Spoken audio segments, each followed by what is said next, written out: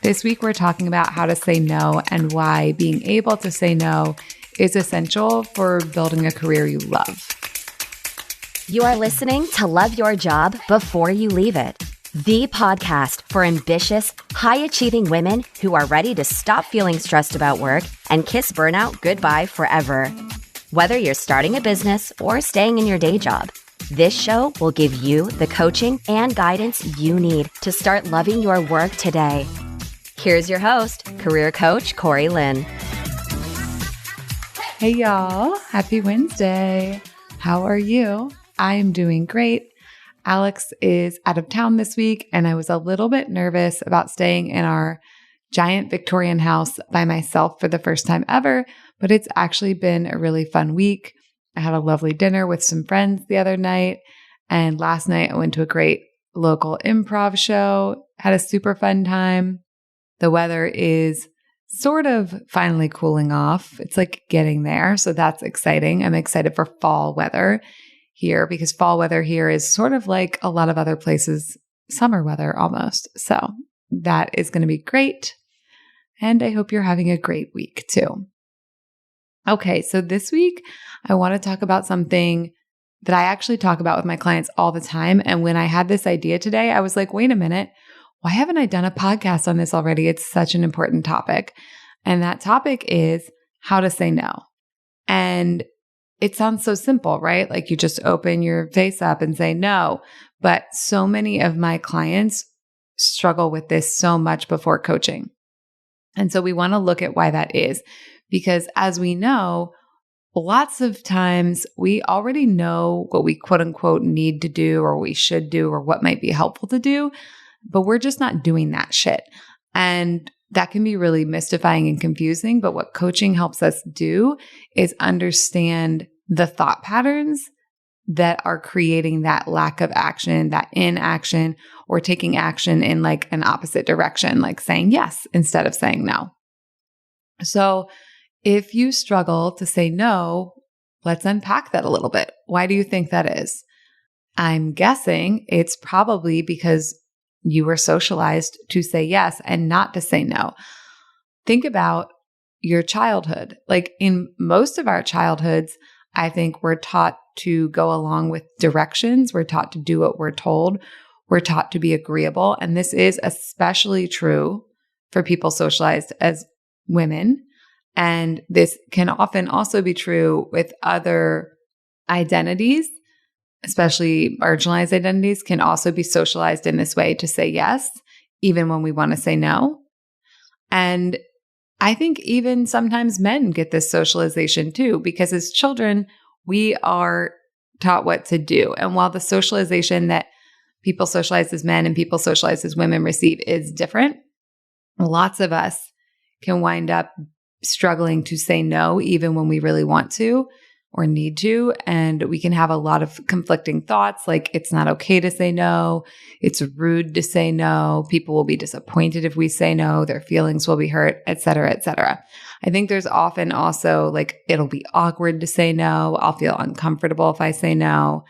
All of this can come into play when a situation happens that you might want to say no to. And obviously this podcast is about work and this is something for the workplace. But this is happening all over people's lives. So I sort of want to just talk about all of it. We like to break the rules here sometimes on our podcast, the royal we, yes, and talk about more than just work because having a satisfying, successful, like wildly delicious career is great. And that's what I want for all of you. I want the podcast to help you create that for yourself. And that's a piece of your larger life. And I want you to create a larger life that's also like deliciously satisfying as well. So I'm going to talk about all of it. And that's what we're fucking doing here. Okay, good. So I want you to think about a time recently when you wanted to say no and didn't. Step one, let's just get really curious about that. What was going on? Why did you want to say no? Why did you say yes instead of saying no, or whatever answer you gave that wasn't a no? What examining your situation from this point of view of curiosity will do is it will help you see your particular social conditioning that is blocking you here. And that's important because we want to get underneath the social conditioning that you have. So it might be different for different people listening to this. The reasons that they say yes when they mean no might not be the same. And so the things they're going to need to practice might be different as well. So get curious with yourself and see what is in there for you in particular. Now let's think about it from the general point of view. This won't capture everybody, but I think a lot of the time when we're not saying no, when we want to say no, we're afraid to say no, and saying no feels dangerous for some reason. Now, like I said, that reason might be different, right? It might be like we think we're going to get in trouble. It might be like it just feels awkward. It might be like it feels inappropriate to say no. I don't know what it is exactly, but I think a lot of that can fall into this category of like, I'm afraid to say no for some reason. Saying no seems dangerous for some reason. Like saying no seems like it would threaten something, whether the thing it's threatening is like politeness or like social agreeability or your definition of what it means to be a good employee. It can be any of the above. And I think for a lot of people, they don't want to say no because they see saying no as like disrupting connection to other people. Or like disrupting something, disrupting the social fabric, disrupting like the great relationship they have with their boss, whatever it is. So what I want to offer to you is 2 ideas. Idea number 1 is that it's okay to say no for whatever fucking reason you want. And idea number 2 is sometimes saying no or like having a conflict conversation like we've talked about before can actually lead to and allow more connection and better relationships with people.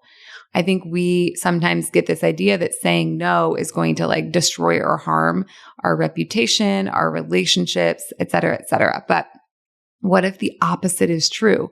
What if saying no means we can have better relationships with people? What if saying no means we can get to know that person more deeply, they can get to know us more deeply, and we can have a more satisfying, happy relationship for everybody, whether that's a work relationship or a personal relationship or whatever, when we're willing to do that. And like, there's all kinds of different examples we could look at. Like, what if you're at a networking event and someone asks for something and you want to say no? You might feel uncomfortable, like that's going to ruffle like that social agreeability, the politeness I was talking about earlier. What if the opposite could be true there? What if being able to say no can actually strengthen the social agreeability? What if being able to say no can actually lead to a better experience, not just for you, but also for that other person as well? And this could be all kinds of things. Sometimes when we say no, other people are like, oh yeah, saying no is an option. We can be modeling for them, like it's okay to say no. That is an available answer. Because I think in our culture, a lot of people are saying yes when they want to say no. So being willing to be the person who says no and being willing to demonstrate doing that in a way that can still be very connected and very kind and confident is, I think, something that's really amazing to demonstrate for other people.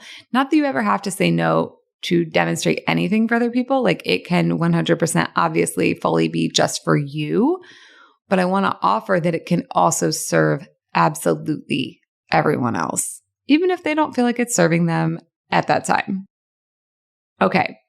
So you're allowed to say no for any reason you want to, and you can say no without it necessarily threatening your relationships and connections. And moreover, it can actually benefit your relationships and connections. Here's another idea I want to offer you. Without the ability to say no, you have no ability to truly say yes.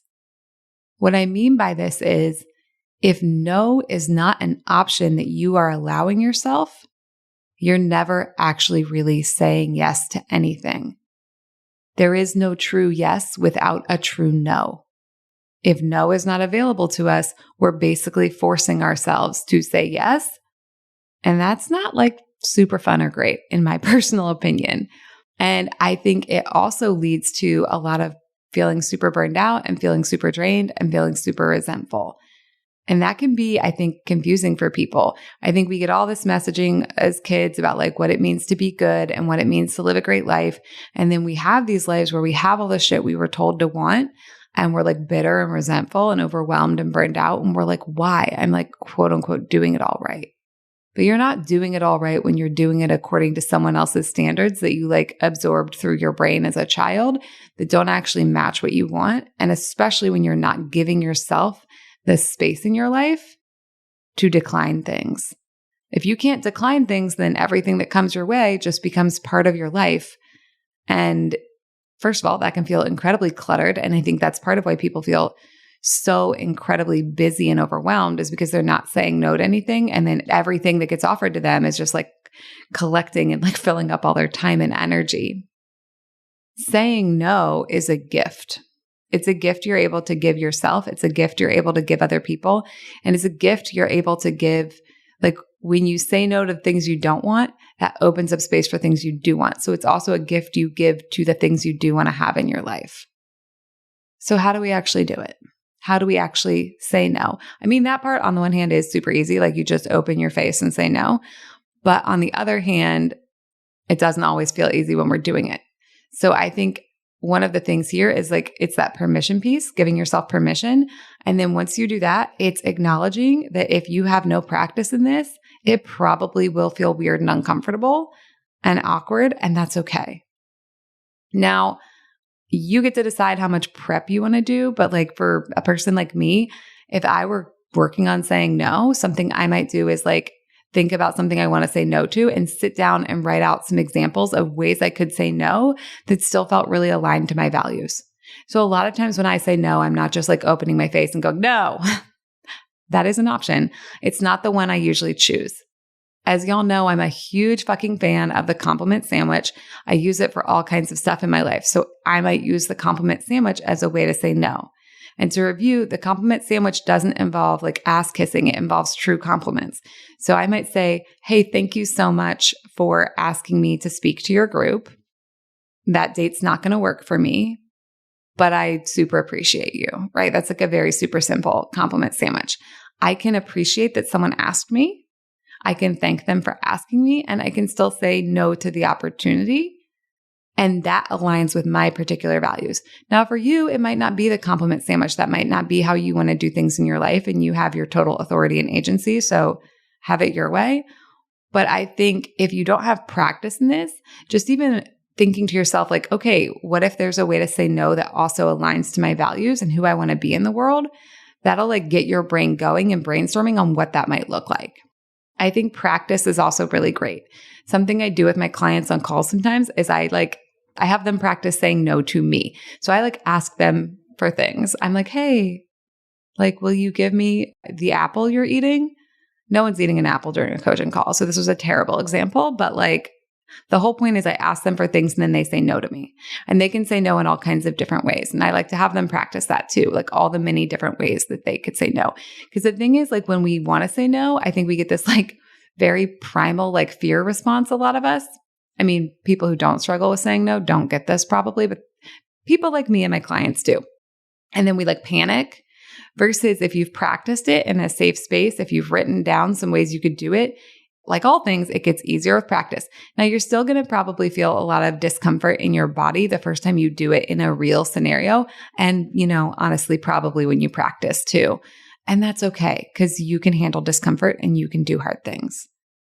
So again, some tools you can use are like writing out what you might want to say and thinking about how you can say no and also align with your values, your chosen values, not all the bullshit your brain uploaded as a child about like how to be a good person. That's not what we're talking about here.